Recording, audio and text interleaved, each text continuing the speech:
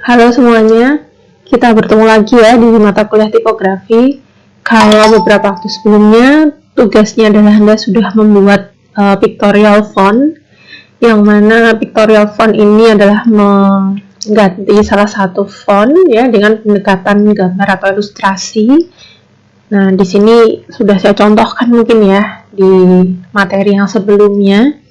Jadi barong ini terinspirasi dari motif poleng yang ada di Bali, kemudian ada barong tersebut menggantikan huruf O, dan tidak hanya di huruf O saja tapi di elemen-elemen huruf yang lain. Nah, ini beberapa contoh font pictorial ya yang Anda juga sudah buat kemarin.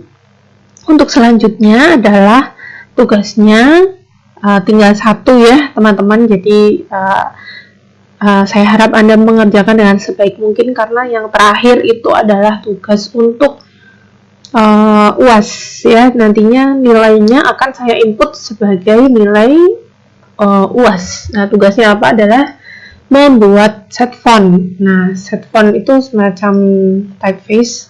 Jadi dia satu set dari A sampai Z plus angka dari 0 sampai 9. Nanti akan saya contohkan seperti apa. Nah, set font ini yang dibutuhkan di UAS ini adalah set font yang sifatnya adalah display font. Jadi display itu semacam dekoratif font yang dia tidak cocok ya kalau untuk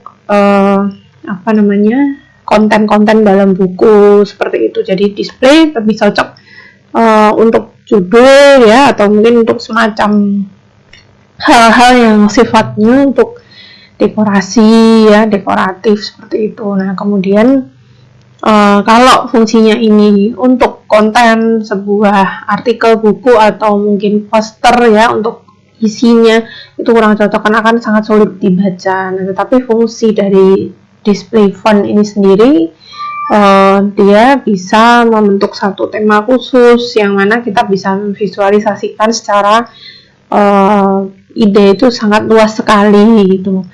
Nah, kemudian ini juga cocok untuk judul ya, misalnya tema-tema tertentu yang disesuaikan. Nah, ini ada contoh, saya mulai dari ini ya, set font namanya Jepara Ornamen ya, Jepara font, maaf. Nah, ini diambil dari ornamen Jepara konsepnya. Jadi yang Anda lihat di sini ini hanya sebagian, sebenarnya dia membuat A sampai Z, tetapi saya hanya potongkan saja ya supaya jelas, lebih mudah dilihat. Jadi kalau Anda lihat dari A sampai Z ini sebenarnya bentuk fontnya itu standar, cuman dia menggunakan ornamen Jepara ini untuk di setiap elemen fontnya, di setiap elemen hurufnya. Nah, jadi dari A sampai Z ya dia aplikasikan potongan dari ornamen khas Jepara ini, dan warnanya pun juga dia mengambil warna-warna kayu selayaknya ukiran-ukiran yang dihasilkan Jepara. Jepara itu kan khas akan bentuk kayu yang mana di situ banyak ukiran ya. Tapi Jepara sendiri punya ornamen khusus. Di sini ornamennya sudah saya tampilkan ya, ada bagian-bagiannya. Jadi kalau Anda menggunakan misalnya aslinya dari Jepara, boleh aja mengangkat khusus, motif khusus, ornamen khusus yang mana memang tidak ada di daerah lain ya. Tetapi harus tahu sebenarnya itu ornamen tersebut itu namanya apa, karena kan ornamen itu ada nama khususnya ya biasanya, dan dia ada kayak bagian-bagiannya ini. Jadi kayak misalnya ini satu motif itu terdiri dari misalnya ini bagian daun, ada benangan, ulir itu yang melingkar seperti ini, ada bagian relung.